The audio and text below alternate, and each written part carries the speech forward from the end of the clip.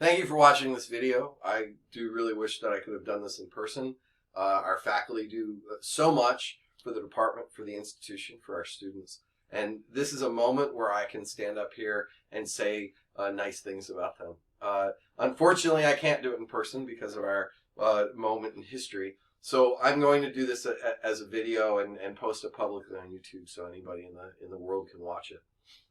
So these are all a little bit of humor and a lot of bit of seriousness about how much I value the people that are in the department. I'm trying to note both their professional contributions and a little personal thanks. And of course, it's not the sum of all of their professional contributions because we just don't have that much time. I'm going to try to keep this to under 15 minutes total. So we'll start with Dr. Jonathan Adams, one of our visiting assistant professors, who is also the newest PhD on our team, having finished his PhD, getting in a car, and driving out here to join the department.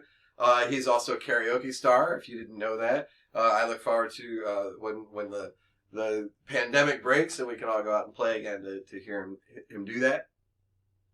He is our department goals mapping author. He was one of the leads in helping us craft the assessment for this year. We are taking it to a conference, and he was part of that team that is doing that. He demonstrated excellence in teaching lifespan development, among other courses this term. I hope you had a chance to take him if you were here this year. Dr. Andrew Franks is another visiting assistant professor who's here for 1 year. He is also a bass player and agreed to take on the task of learning the Crisis Mises songs to inspire scientific transparency, and he joined Amber Madison and me to form the perfect second stringers. I hope in December you came to see our performance in the cave. If not, feel free to watch it on YouTube. But thank you so much, Dr. Franks, for being willing to share your music with me so that could be a bigger experience than just me alone on guitar. Secondly, he is part of the department goals mapping, that assessment team. I'm calling him a methodologist because I'm looking for different terms. We all were kind of working together on that. But he is quite the avid research methodologist, so it was fitting to put in there. And he has taught both personality and social psychology, but he is a social psychologist, and I think that's where his passion lies. Certainly, he has demonstrated excellence in teaching social psychology this year. Dr. Laura Sneedman joined us this January, and what a year to join a department. It's always challenging to start a new role as a tenure track employee, but what a year to have that happen. It went from being a challenge to being unprecedented semester, and yet she thrived.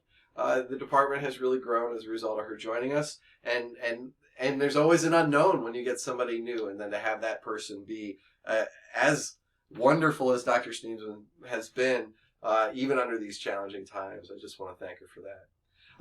On a, I guess, more personal note, I think replacing Dr. Adams, who came the whole way from Alabama, she is the person that moved the furthest distance to join the department. Prior, I thought it was either me or Dr. Shore, South Carolina or Pennsylvania, but Mexico City, that's pretty far away. She has demonstrated teaching excellence in both cultural psychology and developmental psychology, lifespan development. I hope if you are here around next year that you have a chance to take her in one of those courses. Dr. Corey Cook is an assistant professor who's been here for 4 years. He is the psychology colloquium co-chair with Dr. Finley. The two of them bring our speakers on a yearly basis, and he's done a great job with that. And great thanks, he's going to be the future psych advisor while I shift my focus more toward other chair duties. And both of those are very important roles, and I thank him for both of those. He was the team leader for the assessment for the department goals mapping, the APA goals mapping on our curriculum. He was the leader of that team, which was the most important assessment task we did this year for sure. He absolutely demonstrated teaching excellence in his Psychology of Good and Evil course. this January.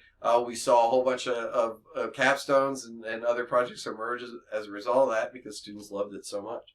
He, of course, is great in social psychology and stats and methods as well, but we're looking for the extra accommodations today. Dr. Tiffany Artime is recently tenured. Congratulations. Congratulations, Dr. Tenure, Dr. Artime will return in the fall with tenure. Dr. Artime is, as far as I know, the department's biggest, highest earning grants award winner.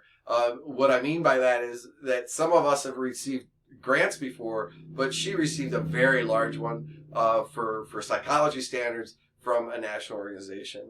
That's been running for the last 2 years. Some of you may have participated in that lab. I hope you did. It is very impressive, and I wanted to share how impressive that was with you here. She was on the Space Force, so we had the assessment team and we had the Space Force. And the Space Force was to help figure out what we were going to do with Ramstead 114, 111, and 112 when we acquired it this past spring. And it was not an easy task, and the 4 individuals that served on the Space Force have huge gratitude for. Dr. Artime took the role of pilot or contact person. It was intentionally a non-hierarchical group, but I needed one person to talk to, and Dr. Artime took that role on.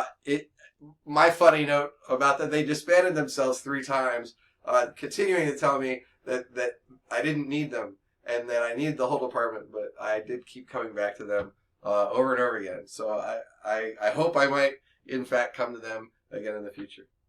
And finally, she is our one clinician, overloaded in that role. We absolutely could use a second, but she teaches all those fun courses that you love, like abnormal and theories of counseling and so on. So thank you, Dr. Artime. Dr. Sarah Finley is an associate professor with us. Dr. Finley is heading into sabbatical this spring, so you didn't have her yet. You won't likely have her next year, and you'll have to wait until 21, 22 to see her again. Dr. Finley joined the Psychology Colloquium Committee a few years ago and co-chaired it with me until this year when she took the role on with Dr. Cook. And I have to say that while I think the Colloquium series before she joined was excellent, her joining it took it to another level. She asked me to make sure there was gender equity. We have achieved that since the time she arrived in 1 year, to the point of having all 6 of our speakers be women. I thank her for making sure that we had more social justice in the department in that role. She's also a lab coordinator, and that position has just transformed under her. You're not here long enough to know what it was like before. I was even in that role at one point. Her focus on detail, her excellent notions of what needs to be done and how it needs to be communicated, it's just almost perfect. And I thank her for both of those roles, demonstrating excellence. She was also in the Space Force. Again, I'm making up names for the roles because they didn't have any, but it's the Space Force, so we're thinking about outer space, so we've got her on a spaceship as the technician. Again, thank you for all the contributions that your team made in helping make Ramstead 112, 114 much more lively and functional and attractive for our department in the fall. She is our instructor for neuropsychology and learning, among other courses such as intro, and she's really you likely took her to fulfill a 400 level course requirement, and how wonderful she is at those. I wish I could take a course with her. Dr. Marianne Taylor is just returned from sabbatical this past fall. She serves as the HPRB chair, so if you collected data for this conference, she approved your data collection. That's pretty important service. It takes a lot of time, and it's thankless in so many ways. So could we thank her for that now? Yeah, it's weird to clap with no one here, but it really is a thankless and time-consuming job.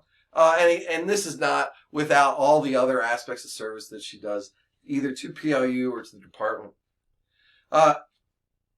In terms of a personal bit, the Space Force, she served on that, but she was the designer. So when we bought the new furniture and set it up, Dr. Taylor was the one that bought the furniture, and her and I put it all together and situated it in the room, which actually changed from the plans that were given us because of room requirements. So I think that room looks as wonderfully as it does, mostly due to Dr. Taylor with help from the rest of the Space Force. And finally, as you probably know, she is the excellence in teaching for statistics and methods, the 232-242 sequence. She is very experienced and quite adept. Dr. Michelle Sainer is a dear friend of mine and colleague, and another full professor in the department. She is also, you probably don't know, the faculty chair for the institution, and that means that, so I'm the department chair for just one department. We have faculty governance that includes all 230 to 240 faculty on campus, and she's that faculty chair. It is a level of service that I just don't think a student can fully understand. It is overwhelming, time-consuming, and can just replace your life with that role. We as a department have a history of sending people into that role, and I think we demonstrate, they demonstrated excellence in that role. But Dr. Sainer has done it for 3 years instead of the normal 2 because of Dr. Gregson's move into the provost office, and she's done it under some of the most challenging times in the history of PLU, leading up to the pandemic. So many things that have happened in the last 3 years at PLU in terms of us surviving and thriving in challenge. Dr. Sainer's been in the room where they've been trying to figure that out, and I think she needs to be thanked for that. By the way, it's just capping a list of service that goes on and on and on. I call her Space Force Navigator. She was one of the 4 serving on that group, and I am just grateful to all 4 of them for giving us important outcomes and reports. Without them, I could not have moved as quickly as I did, or I think as effectively with what we ended up with. It is sad that we're not playing in Ramstead 1012 after this. It is sad that we haven't been interacting there for the last few months, but that space is there, and we will return to it and celebrate there when we can. Okay, that's everybody that's here right now, but there are still 2 other faculty in the department. One is Dr. McLaughlin, Dr. Heidi McLaughlin's currently on sabbatical. Good for her, getting out of here. What a time to take your first sabbatical in the first part of your sabbatical. So she just earned tenure recently, so she's an associate professor. My big thanks to her is that she was willing to yoke, meaning tie together her 232-242 classes. We did that for a year. It was very time-consuming for both of us. It was very challenging for us and the students. We've all learned a lot. I think it was very beneficial, even though we had such cost. But somebody had to be willing to do that, and that was a big commitment. And so huge thanks. She demonstrates teaching excellence as the utility contributor. When she's gone next year, I have struggled to put together a really good curriculum because she fills so many holes when you're trying to put together a schedule. And so, we got it. We have a schedule, but Dr. McLaughlin is just so wonderful in so many courses. She's got utility contribution. So thank you very much. Finally, Dr. Shore has been on sabbatical all year, so we will see her again returning in the fall. Dr. Shore, in the past, was department chair. I thank her specifically to be a wonderful model for me as department chair. I don't know how many times I said, well, what would Wendy do? I'm not kidding. I very often try to, what would Wendy do? What would Michelle do? What would Dr. Sainer do? What would Dr. Shore do? Dr. Shore has been a role model and leader for me for 25 years. 25 years. She was at my wedding. I was her teaching assistant as a graduate student. She served on my dissertation committee. Now, I came to PLU well after her and I had been both separated, but she has been absolutely a role model and a leader throughout that period of time, and very impressive one at that. So I want to commend her for many, many years of excellent leadership, and thank her for helping me be a chair for the first time at PLU, even though she wasn't here. Finally, as many of you will learn in the fall, her teaching excellence is related to cognition, but she also teaches that stats methods course. So if you haven't had her yet, next year you'll have a chance to. In the meantime, I want to thank her, and I want to thank the rest of my colleagues. And I do hope that students, that you have a chance to thank the faculty that matter to you as well.